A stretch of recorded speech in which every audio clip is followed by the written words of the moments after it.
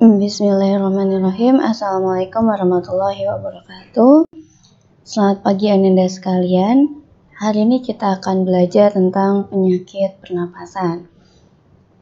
Materi tentang penyakit pernapasan ini bisa mulai kita pelajari di buku tematik halaman 51 tentang pentingnya udara bersih bagi pernapasan.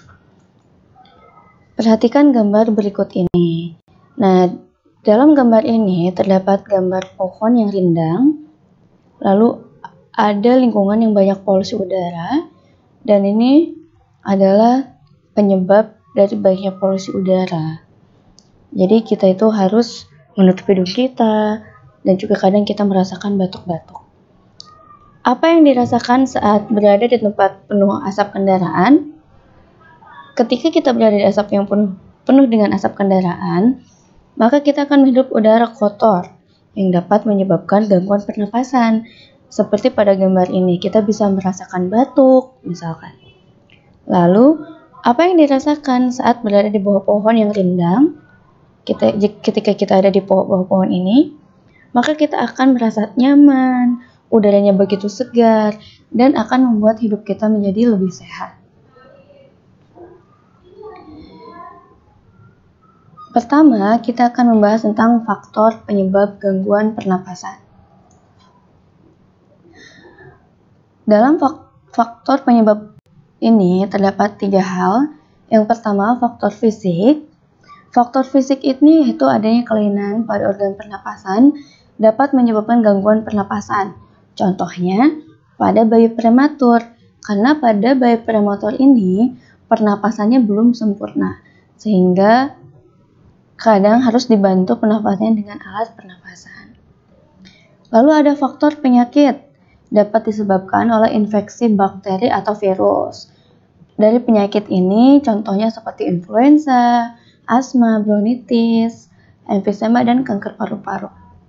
Lalu ada juga penyebab dari gangguan pernapasan itu karena faktor lingkungan, karena asap kendaraan bermotor misalkan, atau udara pabrik, atau bahkan perokok juga itu dapat mengganggu sistem pernapasan. Lalu, apa saja penyakit yang ada pada pernapasan?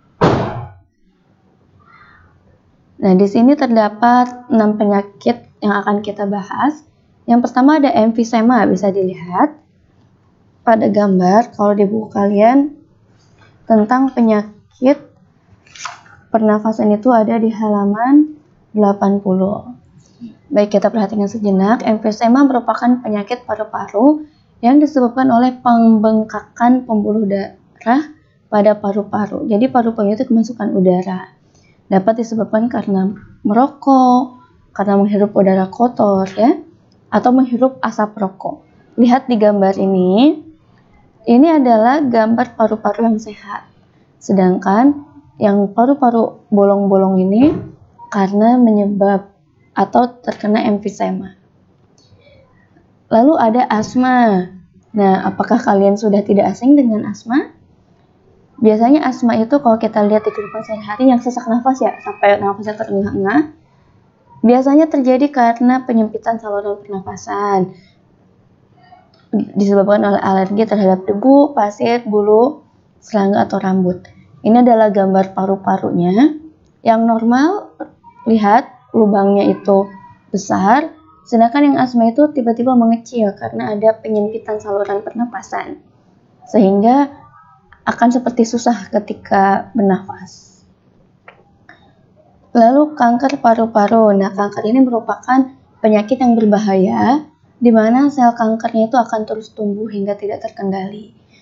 Bisa dilihat ya, ini adalah yang normal, yang gambar merah itu paru-paru normal, sedangkan yang hitam itu yang terkena kanker paru-paru, udah rusak paru-parunya. Biasanya karena kebiasaan seperti merokok atau menghirup kendaraan, minum minuman beralkohol, dan kebiasaan tidak sehat lainnya. Lalu penyakit berikutnya ada influenza. Biasanya disebabkan oleh virus influenza. Ya, jadi influenza ini oleh virus. Gejalanya seperti bersin, demam, dan pilek. Lalu ada TBC, merupakan penyakit paru-paru yang disebabkan oleh bakteri tuberkulosis. Bakteri tersebut menimbulkan bintil-bintil pada dinding alveolus.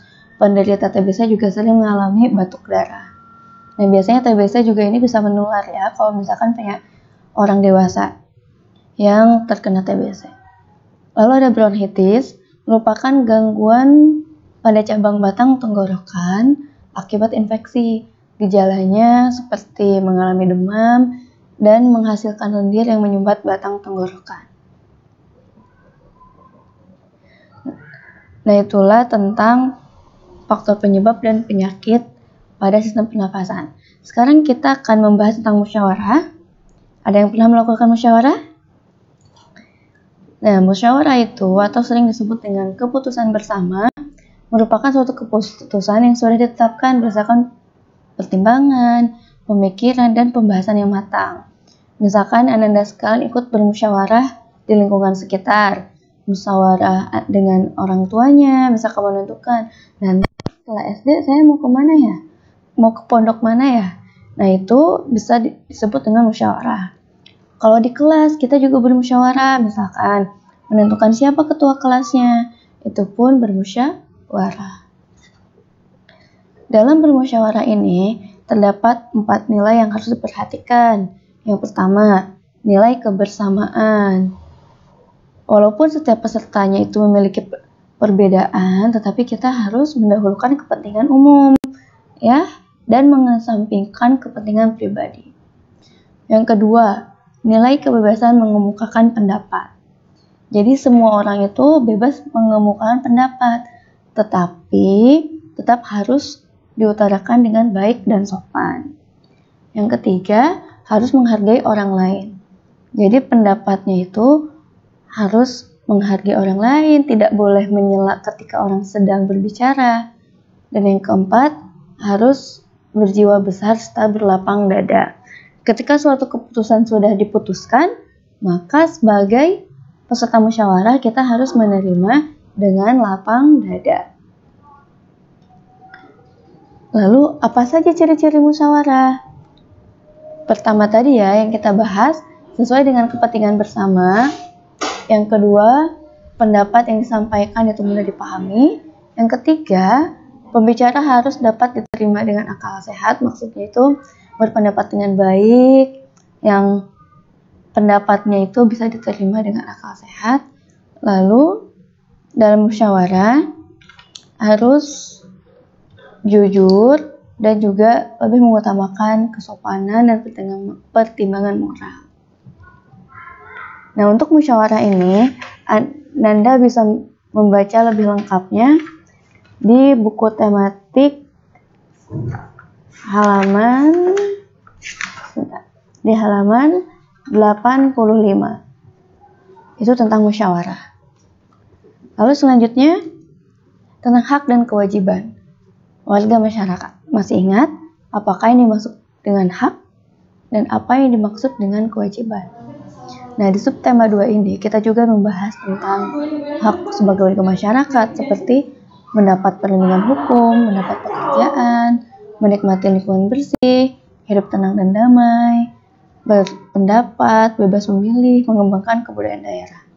Dan juga kita juga memiliki kewajiban sebagai warga masyarakat, seperti mematuhi aturan, menjaga ketenangan, mengikuti kegiatan, menghormati tetangga misalkan, membantu tetangga, dan menjaga kebersihan lingkungan.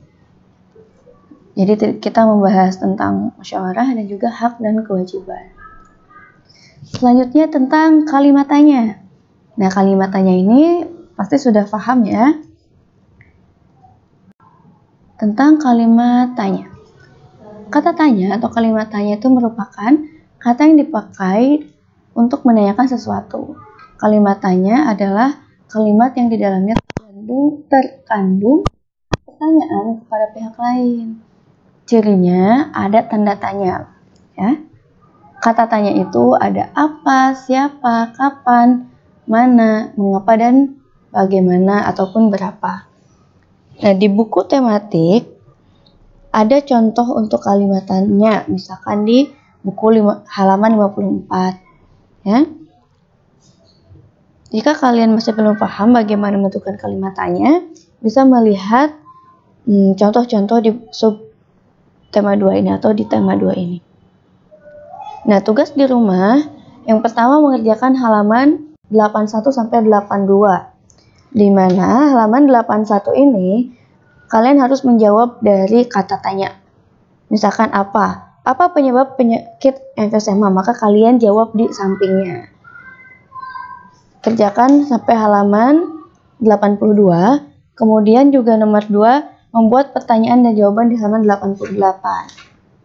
Nah, untuk 88 ini kalian membuat pertanyaan juga dari apa? Misalkan, apa keuntungan musyawarah?